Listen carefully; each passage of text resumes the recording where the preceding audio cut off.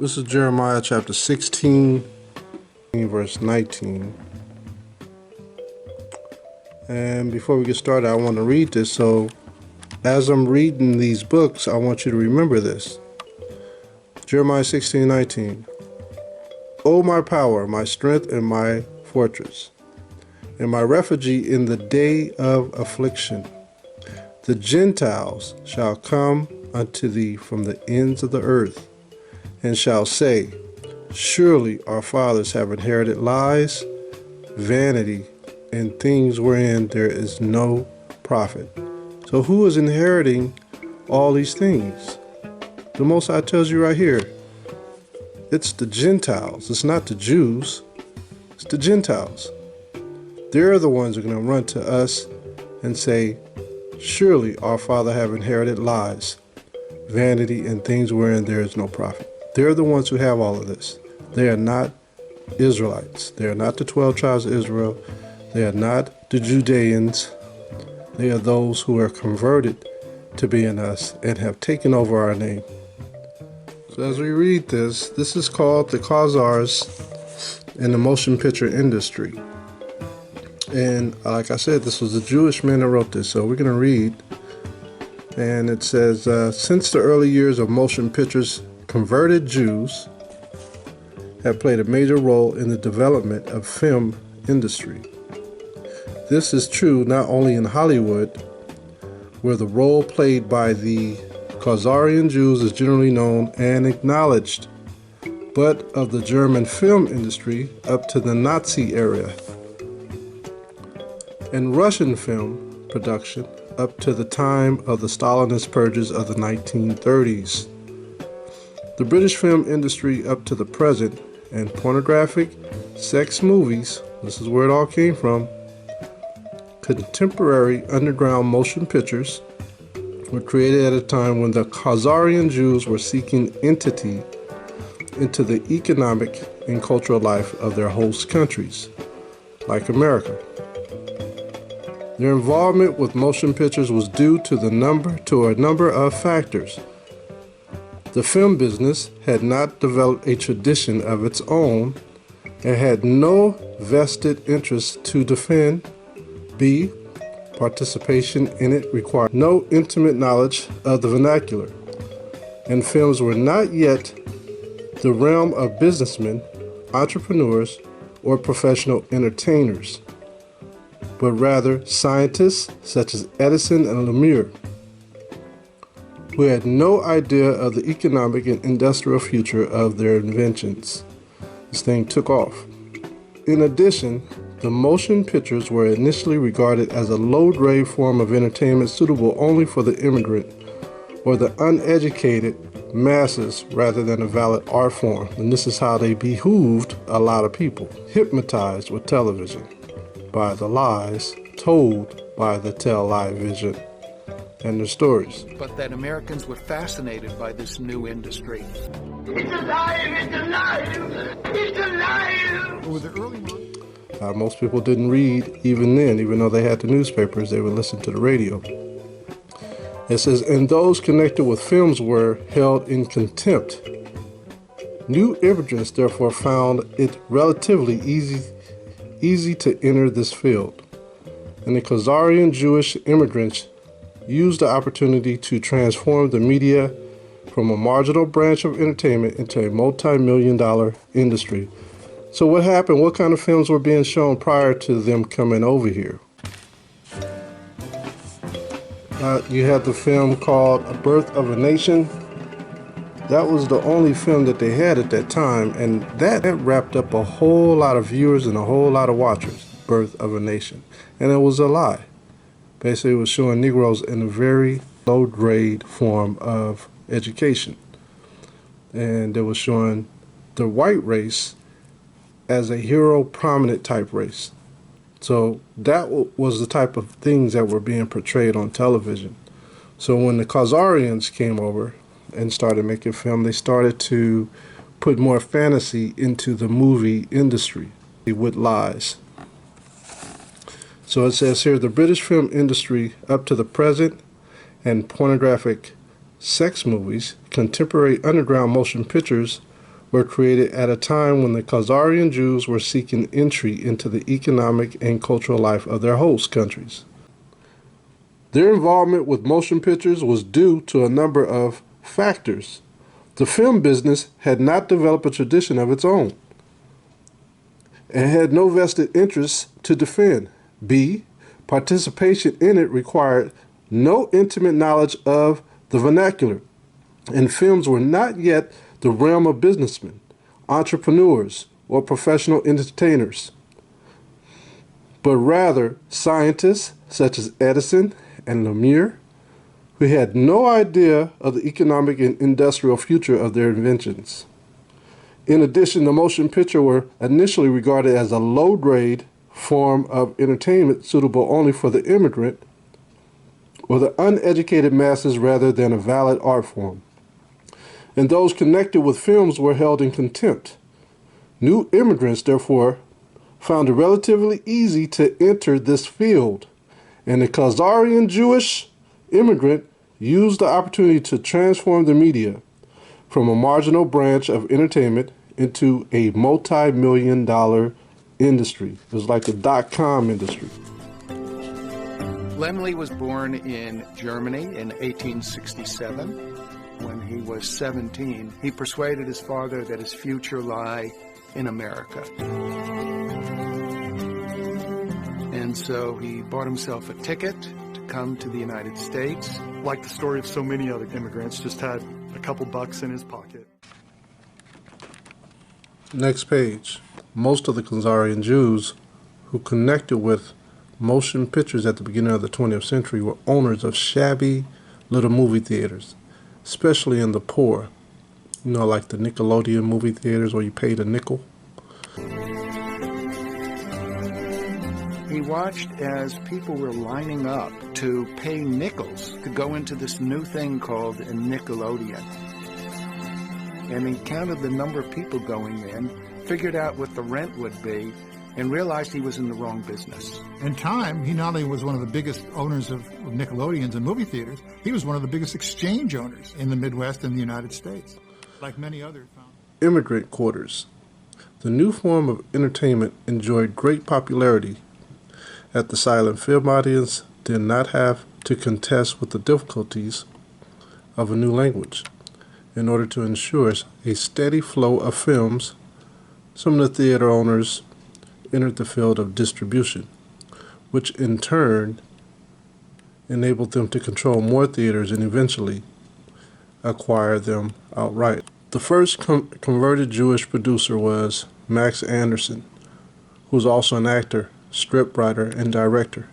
Anderson became partner in the Esseni Company, where he wrote as a writer, producer, and actor.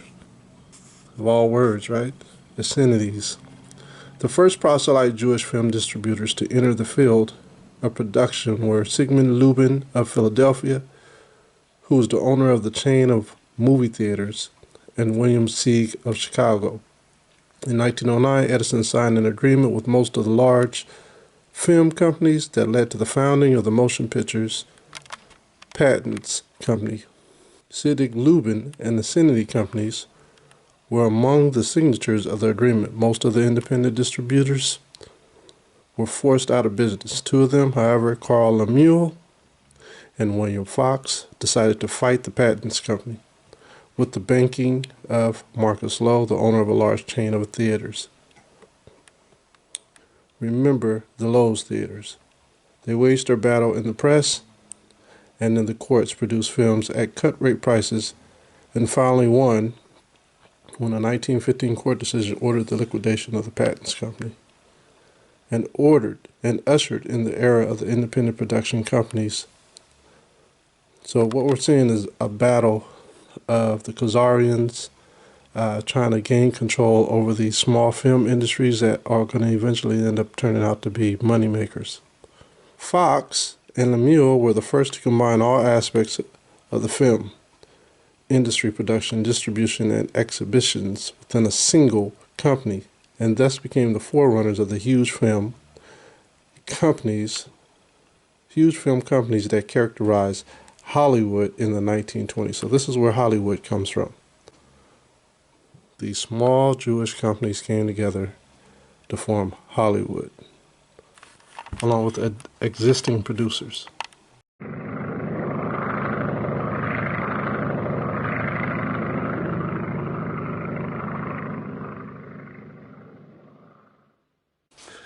They brought partners Samuel Goldfish and Goldwyn and Cecil B. DeMille. You guys know who that is. He wrote the Hollywood script of the Ten Commandments with Charlton Heston. From director Cecil B. DeMille. I will teach thee. Men shall be ruled by law, not by the will of other men. Slaves are mine. The Academy Award-winning film. Let my people go. Of the unforgettable definitive Bible story. I know not his God, neither will I let his people go.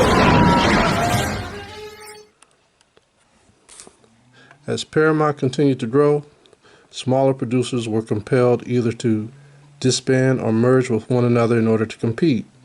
Paramount's commercial power was based upon the block booking system that forced local exhibitors to rent an outline group or Paramount films, rather than choose only those they desired. One producer who tried to fight the Paramount was Carl Lamuel.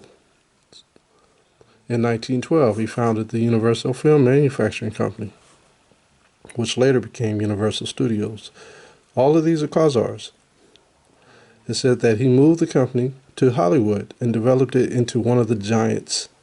William Fox, his former partner in the fight against the patents company, joined 20th Century and made it into one of the large Hollywood companies.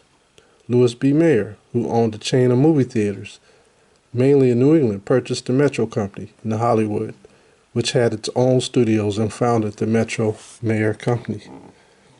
And as we said, Hollywood stands for a piece of wood that's hollow, that magicians used as a wand, something light to cast spells.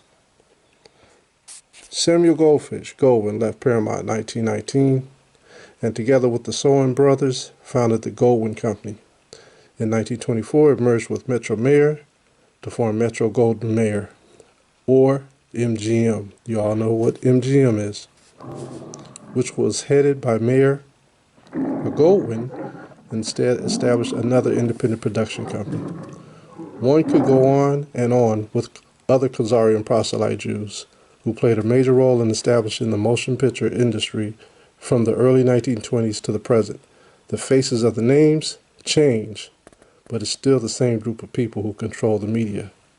And now, the music industry also. Why is it that all you see in the movies and the media and hear in the music of today is sex, murder, drugs, and violence? If they, the controllers of the media, were in fact the sons of light, would not they have created positive and moral movies for the public? A good tree can only bear good fruit, but a wicked tree will bear wicked fruit. So here's their own saying who they are. Let's go down to the synagogue of Satan. Okay, we're going to read this just because of this last sentence. We're going to go into the synagogues of Satan, which is Revelation 2 and 9, which is the topic of this class. It says, never let it be said that all of the converted Jews are evil, no matter what nation they converted out of. Only those who are in power. The elite of the converted Jews have the power to make policies which stand against the 613 commandments of Elohim are evil. So they're looking at the conversion as being something like the Masons. You have high degree Masons and you have low degree Masons. The low degree Masons make no rules, no policies, no regulations. But the high authority Masons, the high standing Masons, make all the rules, all the laws within the Masonic order. Okay, so that's how they're looking at Jewish people that convert. You know, these are basically converted people. They're not. They're converting from other nations to become Jewish, and that's impossible. There are righteous Jewish converts. Now, if you read the book of Esther, the last chapter talks about when the real Judeans won their victory against Haman, that all people of different nations converted to being Jews, especially the Ethiopians. This is why you have a lot of Ethiopians who are calling themselves Jews when their nation is from Ham. Noah had 3 sons, Ham, Shem, and Japheth. Shem is who the 12 tribes come out of. Ham was the father of the Egyptians, the Libyans, the Canaanites, and the Cushites. So it says here, there are righteous Jewish converts who live in a moral life according to the commandments of Elohim, or Elohim. However, there are also many imposter Jews who falsely refer to themselves Jews, but who do the works of Satan and represent the synagogues of Satan.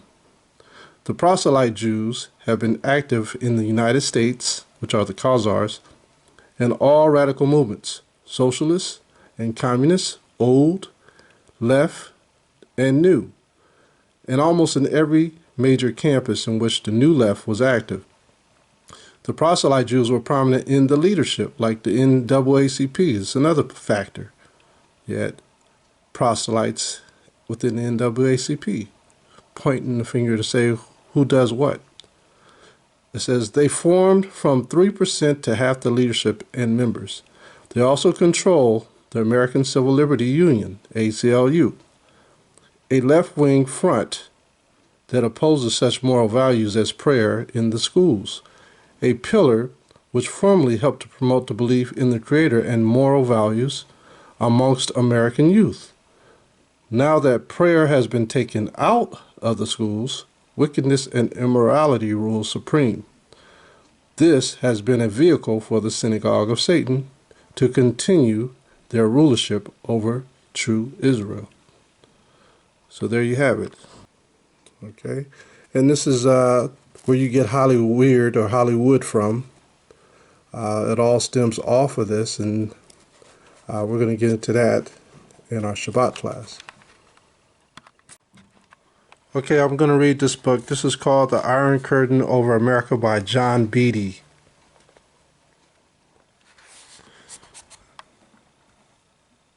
Here, just so y'all know, this is a so-called Caucasian man who wrote this. So you guys ain't pointing the fingers at African Americans or Native Americans or Mexicans. All the books that I've been reading to you are from Caucasian men or Khazarian men. Okay? Iron Curtain Over America is recommended by people in a position to know. This is a general. Look at this. This guy is highly decorated. See that? I just want you guys to see that we aren't telling you any lies. We're telling you the truth. Lieutenant General George E. Stratemeyer, USAF, says, I congratulate you on your book and the service you have performed for our country. If my health would permit it, I will go on a continuous lecture tour gratis and preach your book and recommendations. My Iron Curtain Over America will be on loan continuously, and I intend to recommend its reading in every letter I write. Now, who you want to blame? Us? People with dark complexion skin, or you want to blame these people? They're the ones publicizing this information, not us. We're just regurgitating these documented books, just like we go into the 14th century and the 15th century and pull out the explorers and what they saw, and they saw that the Negroes were Jews and that the Puerto Rican Tainos were Jews and the Mexican Aztecs and Incas were Jews. That's what we're doing now. We're showing you where these Khazarians came from. Here's another general. Lieutenant General Edward M. Almond, USA, says, It is an inspiration to me to find an author with the courage and energy to research and to secure the publication of such information as you have assembled in order that the poorly informed average American may know wherein the real threats to our country lurk. Your book is a magnificent contribution to those who would preserve our American ideas. Then we got a senator in here. Look at that. So now I'm going to turn to this page. I just wanted to show you both introductions to both of these books, minus me showing you the title of the other book, because it is a gem. All right, and I just want to show you the minds of these other Edomites who did not convert to becoming Jewish. So there's the odds, there's like two people of the same nation fighting each other.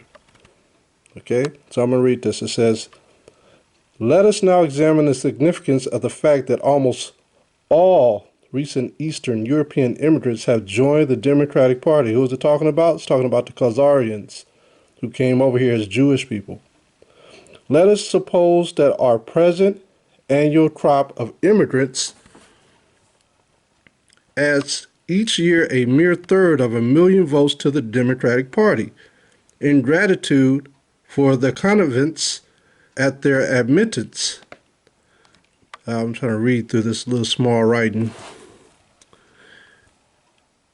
If for no other reason, and let us suppose also that in a limited war or because of occupation, duties far from home, 500,000 Americans of native stock each year, and this is not talking about the native Indian Americans.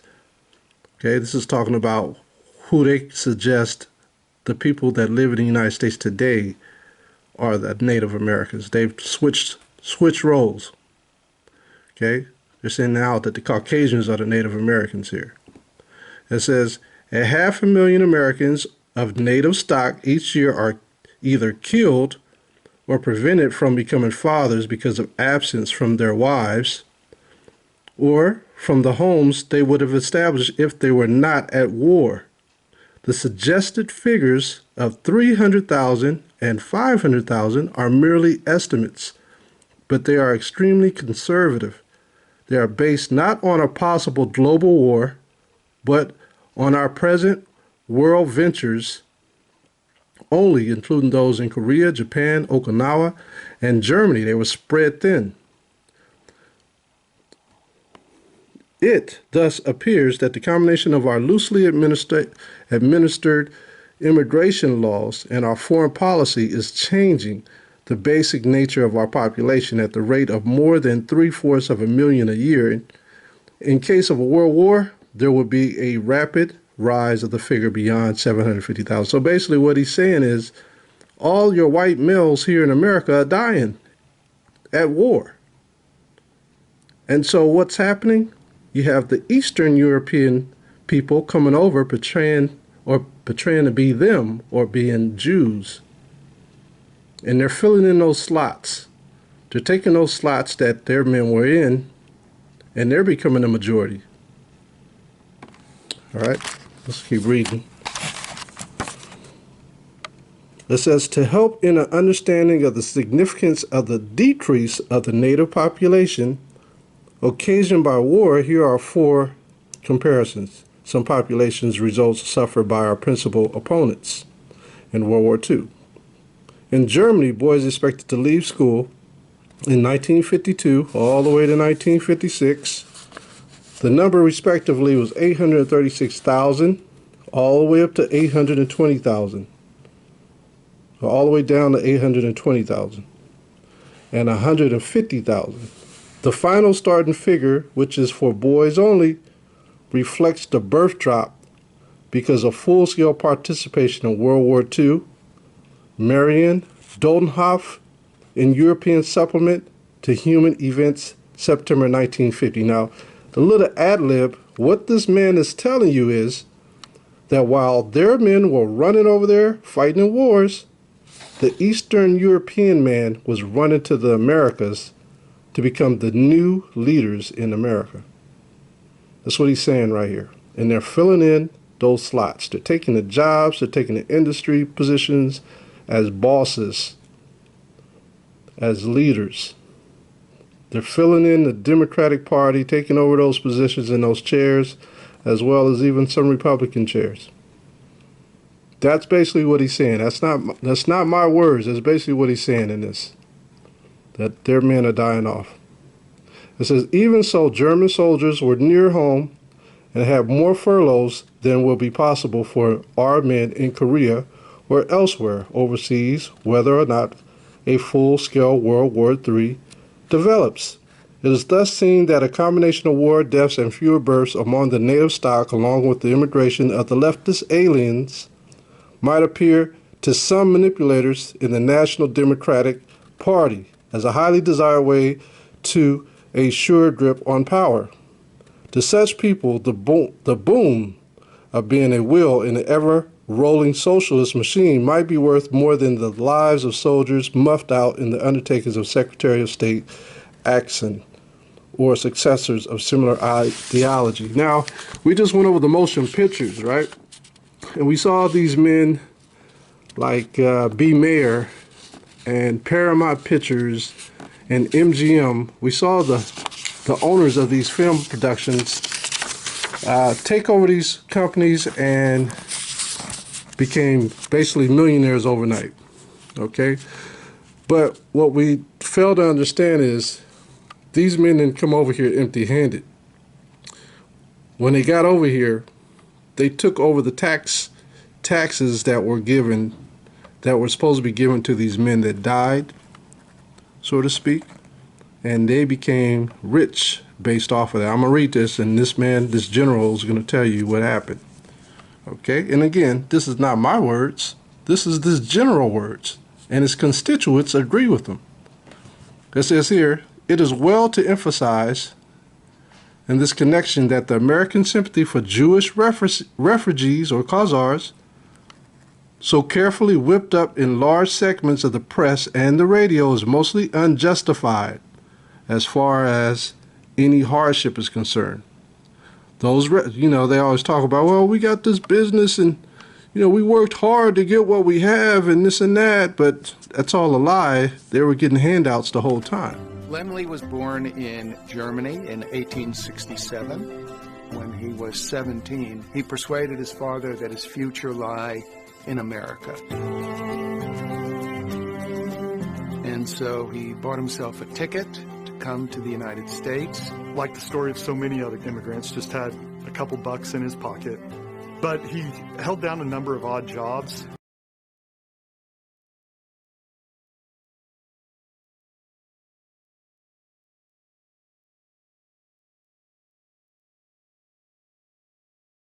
And finally became established in Oshkosh, Wisconsin. And he counted the number of people going in, figured out what the rent would be, and realized he was in the wrong business. In time, he not only was one of the biggest owners of Nickelodeons and movie theaters, he was one of the biggest exchange owners in the Midwest and the United States. Like many other founding moguls, he began to look at production.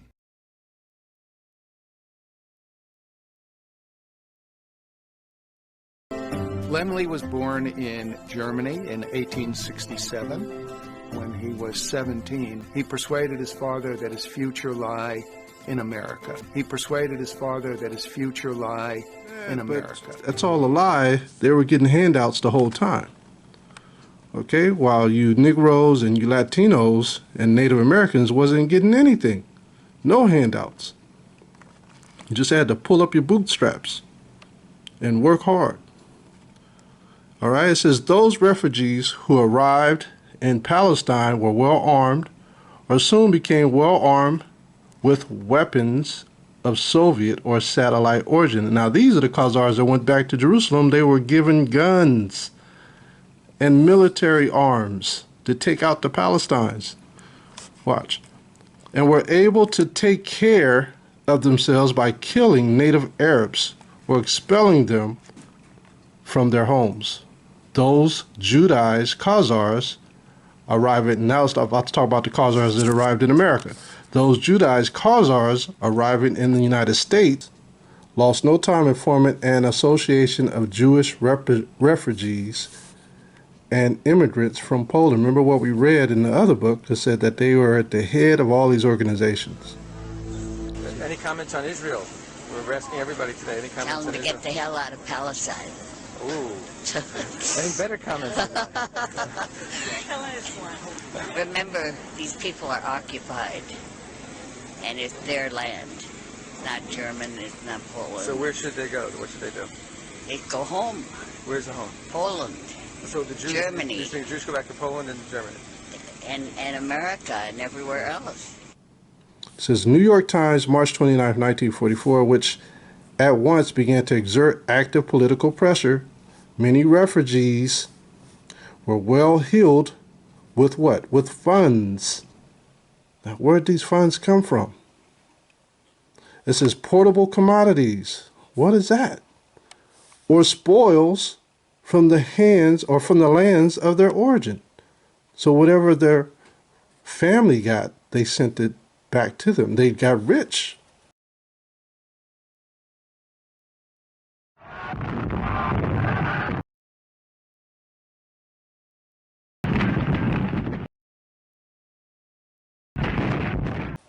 For instance, an article by the Scripps Howard special writer Henry J. Taylor, an editorial in the Washington Daily News, July 18, 1945, told of a cleanup by aliens. Who are the aliens? These Khazars, most of whom live in New York. See that? Remember we read earlier that most of these Khazarians live in the United States? It says most of whom live in New York, of $800 million in profit. I'm going to read that again. Of $800 million in profit on the New York Stock Exchange in the spring of 1945. So how did they get all this money? It says, to say nothing of real estate investments. It's not even talking about real estate investments they got. Commodity speculations. They got commodity speculations. And private side deals with no capital gains tax because of their favored status as aliens. Do y'all see that? They came to this country rich. This country gave them money that capital gains tax didn't even bother. That they weren't even taxed on the money they received, period. Nothing that they receive, investments, commodity speculations, they weren't taxed on any of this. And you wonder why they're so rich. Why? Why did this happen? They're Khazars. They're not even real Jews because they're the synagogue of Satan. The Congress soon passed legislation designed to plug such loopholes in our tax laws. After they got all this, that's when Congress changed the laws. But the politically favored alien remains a problem in the field of tax collections. In 1951, for instance, patriotic U.S. Customs Service officials detected several hundred thousands of dollars worth of diamonds in the hollow shoe heels and in the hollow luggage frames of a group of refugees. That's what came over here as commodity speculations. The newsletter of the U.S. Customs Service, as quoted in Washington Newsletter by Congressman Ed Gossett, April 12, 1951. So if they brought diamonds over here, how much were them diamonds? Probably more than 800 million. In one way or another, the average arriving refugee is in a matter of months or in a few years at most far better off economically than millions of Native Americans whose relative status is lowered by the new aliens above them. Aliens for whom, in many instances, Native Americans perform menial work. Who are the Native Americans that are here now? You Negroes, you actual Native Americans, you Latinos, because it said it went up, they got above you.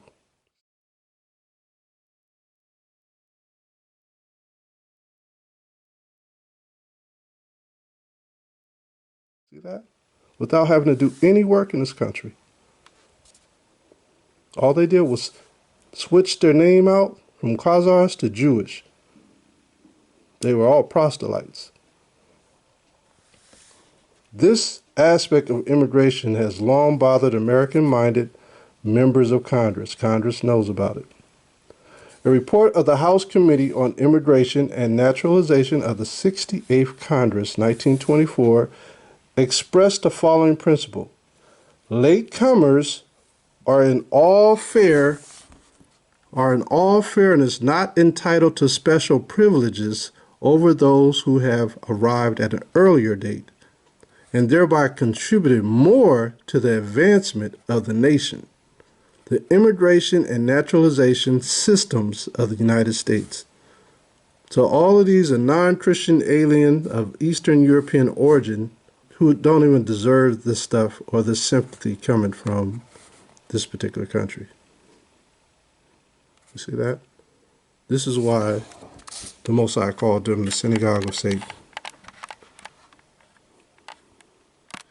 Jeremiah 16:19. O my power, my strength, and my fortress, and my refuge in the day of affliction.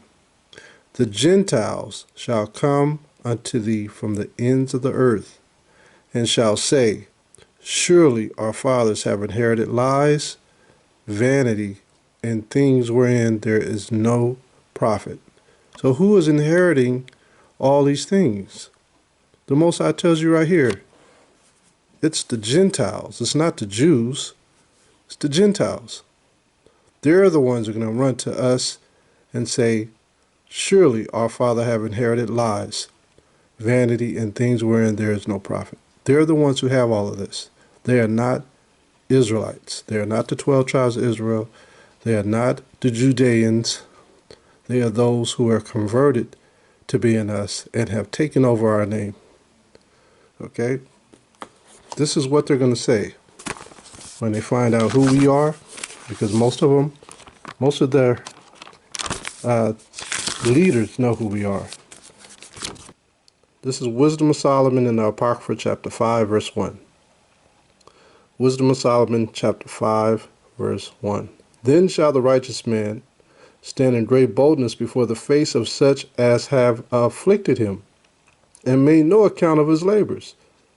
Whose labors was miscounted here in the Americas? Who's ours? The Negroes, Native Americans, the Latinos, the Haitians, the Dominicans, the Puerto Ricans, right? The Brazilians. It's us. They made no account of our labors, and they came over here with riches. It says, when they see it, they shall be troubled with terrible fear. What are they going to see? The salvation. And shall be amazed at the strangeness of his salvation, so far beyond all that they look for. And they repenting and groaning for anguish of spirit. When they repent and groan, that's going to be what we just read in Jeremiah chapter 16, verse 19. Surely they will come from the ends of the earth, saying, we have inherited lies. It says, and they repenting and groaning for anguish of spirit shall say within themselves, this was he whom we had sometimes in derision and a proverb of reproach? Because they look down on the Negroes and the Native Americans. They look down on us. We fools accounted his life madness and his end to be without honor. How is he numbered among the children of the Most High? And his lot is among the saints, because we are the 12 tribes of Israel that everyone is forgotten about. Remember in Psalms chapter 83, he said their name will be no more in existence, that he will hide our name. It was hidden. Verse 6, therefore have we erred from the way of truth, and the light of righteousness hath not shined unto us, and the sun of righteousness rose not upon us. This is what the synagogue of Satan is going to say. We wearied ourselves in the way of wickedness and destruction. Yea, we have gone through deserts where there lay no way. But as for the way of the Most High, we have not known it. What have pride profited us? They had much pride coming over here as refugees. Or what good have riches with our vaunting brought us? They came over here with riches. All those things are passed away like a shadow, and as a post that hasted by. See that? The Most High is going to take all that away, and he's going to give us back our heritage that they stole from us. And with that, I'm going to say shalom. This is the word of the Lord of hosts. I took you from the pastures and from following the sheep to be prince over my people Israel. I have been with you wherever you have gone and have destroyed all the enemies in your path. I will make you a great name among the great ones of the earth. I will assign a place for my people in Israel. There I will plant them, and they shall dwell in their own land.